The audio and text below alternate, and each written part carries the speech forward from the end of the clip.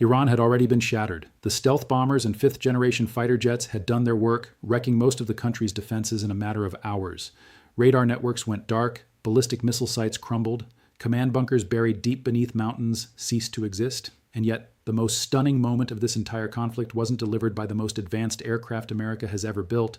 It was delivered by something far older, far louder, and far more terrifying. The B-52 Stratofortress, a bomber that first flew when Harry Truman was still in the White House, has just unleashed an attack so devastating, so overwhelmingly brutal that Tehran is watching its entire military strategy collapse in real time. And here's the thing, the pilots flying these 74-year-old bombers just did something that absolutely no one expected. If you want to understand why this changes everything in the Iran conflict, keep watching. First, let's be clear about what just happened. United States Central Command confirmed that B-52H Stratofortress bombers conducted strikes on Iranian ballistic missile facilities and command and control positions during the opening phase of what Pentagon insiders are calling Operation Epic Fury. Admiral Brad Cooper, commander of CENTCOM, announced that a B-52 bomber force struck ballistic missile and command and control posts across Iran. This wasn't just another airstrike. This was a statement. The big ugly fat fellow, the Buff, is now flying with near impunity over Iran, and what these pilots did defies conventional military logic. Think about it like this. The B-52 is not stealthy. It's not fast. It's a massive, lumbering aircraft with 8 engines that was designed to carry nuclear weapons to the Soviet Union in the 1950s. Its maximum speed is Mach 0.83, 644 miles per hour, which makes it, on paper, a sitting duck against modern surface-to-air missiles and fighter aircraft. The Islamic Republic of Iran Air Force still operates F-14 Tomcats, F-4 Phantom IIs, MiG-29s, and French Mirage F-1s. Any one of those fighters, on paper, should have been able to intercept a B-52. So what happened? Absolutely nothing. No Iranian fighters rose up to challenge them. The air defense network, already decimated by the opening waves of American and Israeli strikes, simply watched as these Cold War relics rolled over their country and delivered crushing blows to the very heart of their military infrastructure. To understand why that is so historically significant, you need to understand how this campaign unfolded from the very beginning. In the opening days of the conflict, the U.S. military launched a carefully sequenced air campaign built on one core strategy: use stealth first. Elite B-2 Spirit bombers flew unprecedented long-range missions, dropping massive 2,000-pound penetrator bombs deep into hardened underground facilities and missile bunkers. Their job was to blind Iran, cripple its ability to retaliate, and destroy ballistic missile launch systems before a single response could be organized. They succeeded beyond any public expectation. But as that first wave of precision strikes completed its task, something remarkable happened. U.S. Central Command signaled a shift, no longer just stealth and surgical precision. Now the United States was ready to bring brute force to bear, the kind of brute force that only one aircraft on Earth can truly deliver at scale. And that's when the B-52s arrived. Inside military circles, there is a saying that you only send in the heavy bombers when the skies are decisively yours. That's never been truer than in this conflict. The earliest hours saw stealth aircraft and electronic warfare platforms soften defenses, disable radar networks, and sever communication lines.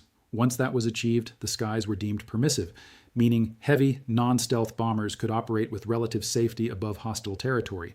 That assessment alone is unbelievable, given that Iran's air defense capability was once thought to be robust enough to at least contest controlled airspace. Not anymore. General Dan Kane, chairman of the Joint Chiefs of Staff, told reporters that the strikes targeting ballistic missile facilities and command and control infrastructure resulted in the establishment of local air superiority.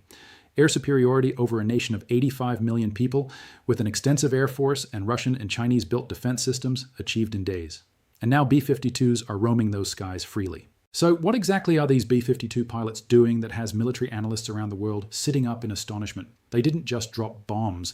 They executed what military planners call a transition from surgical efficiency to utter brute force, and they did it at a scale that borders on overwhelming. In the first 100 hours of Operation Epic Fury, U.S. bombers struck ballistic missile sites and command and control posts across Iran.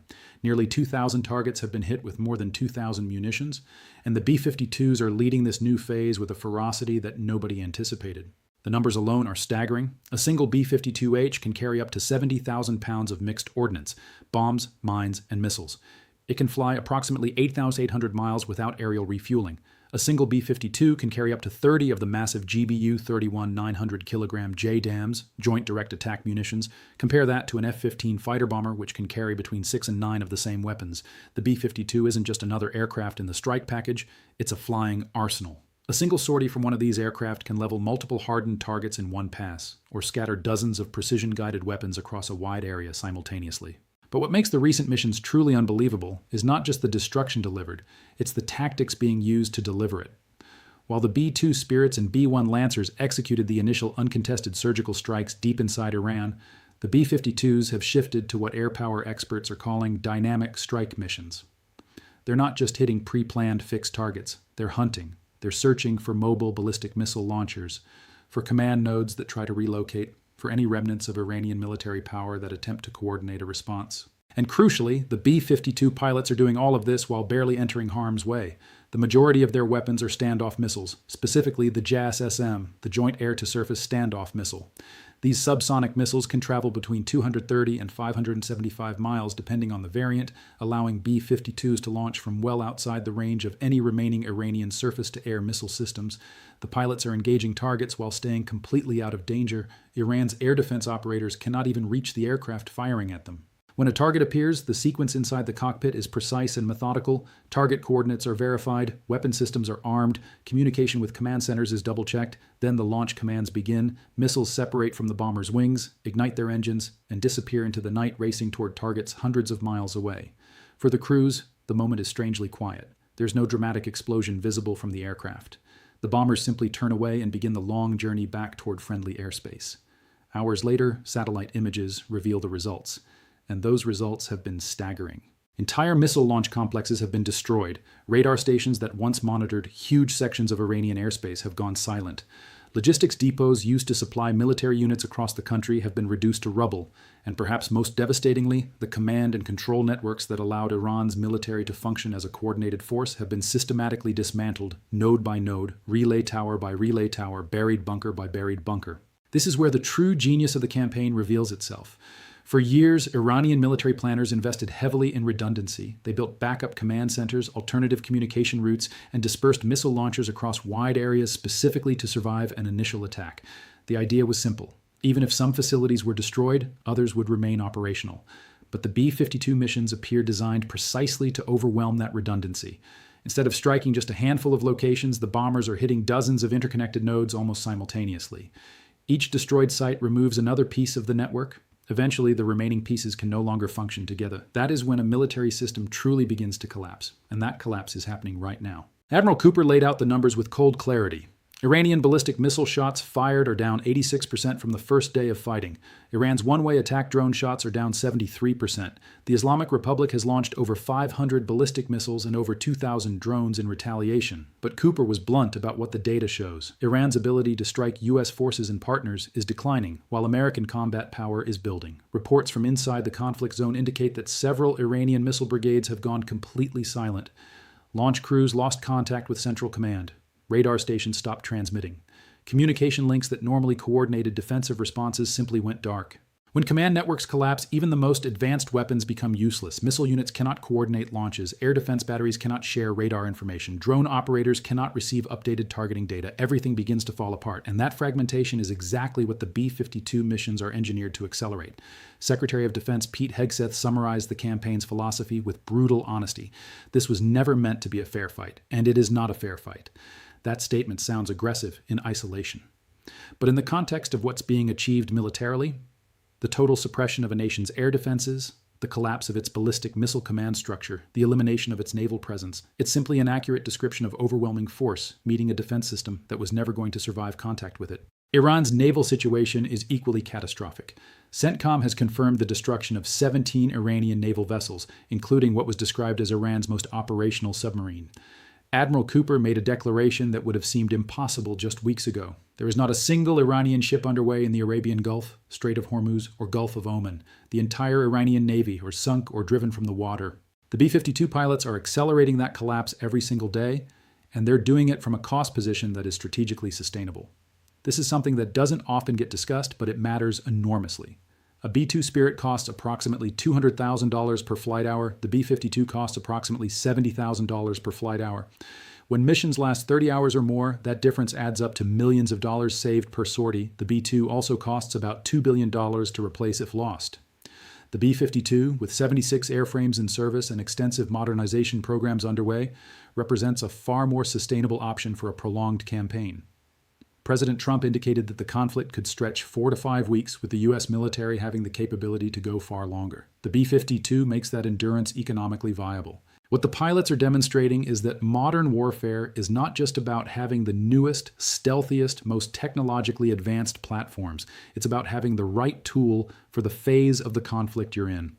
The B-2s kick the doors in. Now the B-52s are methodically destroying everything inside, and they can keep doing it indefinitely. This point deserves emphasis because it reveals something fundamental about the psychology of this campaign.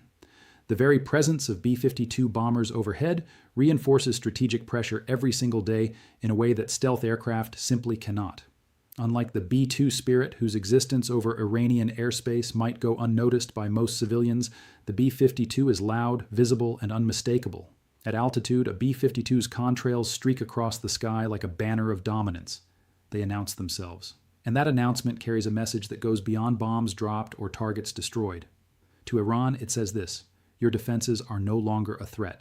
Your capacity to resist strategic air power has collapsed. And to the rest of the world, it signals a U.S. military that is confident, relentless, and prepared to sustain pressure for far longer than anyone anticipated. Iran's air defense network was never truly prepared for what it's facing.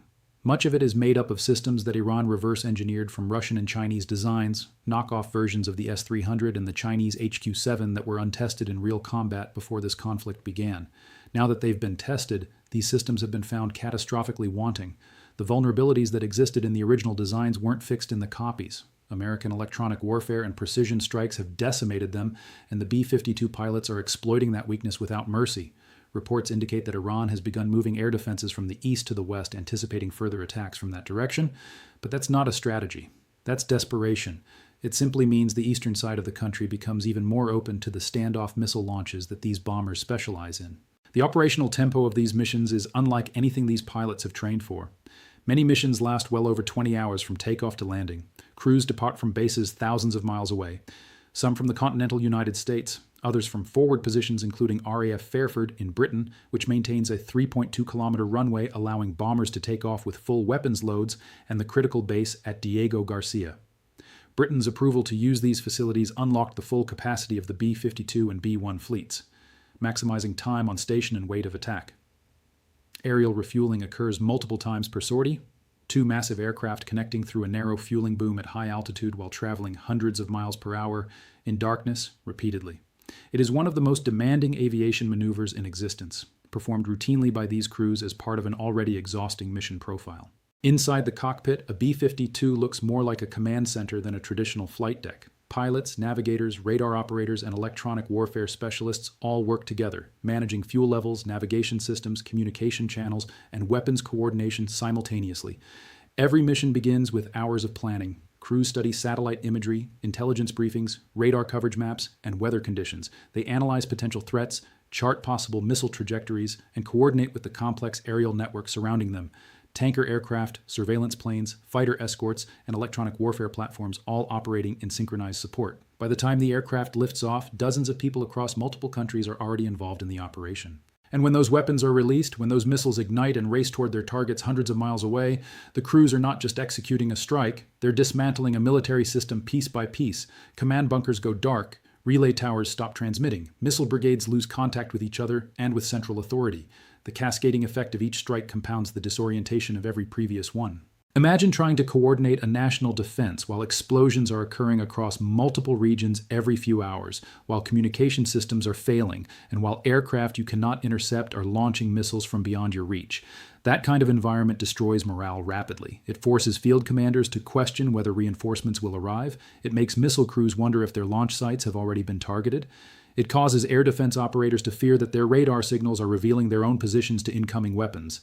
All of that hesitation, all of that uncertainty benefits the attacking force, and the B-52 pilots are the ones generating that uncertainty, mission after mission, day after day. For decades, the B-52 has served as a symbol of American strategic reach and endurance. The Air Force has spent $15 billion as part of a broader $48.6 billion modernization program to keep these aircraft operational until 2060. Planned upgrades include new engines and new radar systems. The aircraft entering service in the 1950s is not the aircraft flying over Iran today.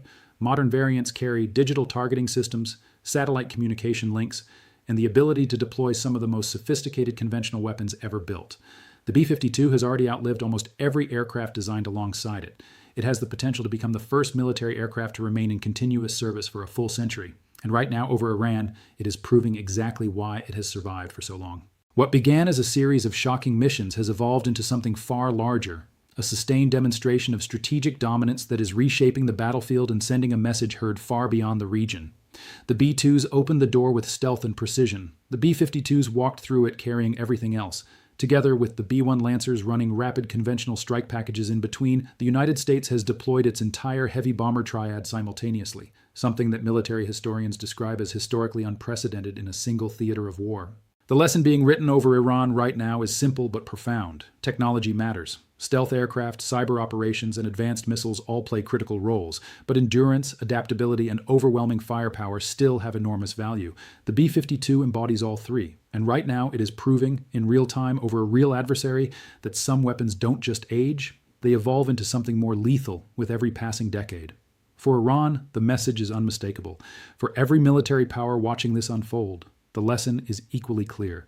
The United States can project devastating air power anywhere on Earth, sustain it for weeks or months, and do it with aircraft that have been flying since your grandparents were young. If historians look back at the moment this conflict turned decisively and permanently in America's favor, they will not point to the stealth strikes that opened the campaign.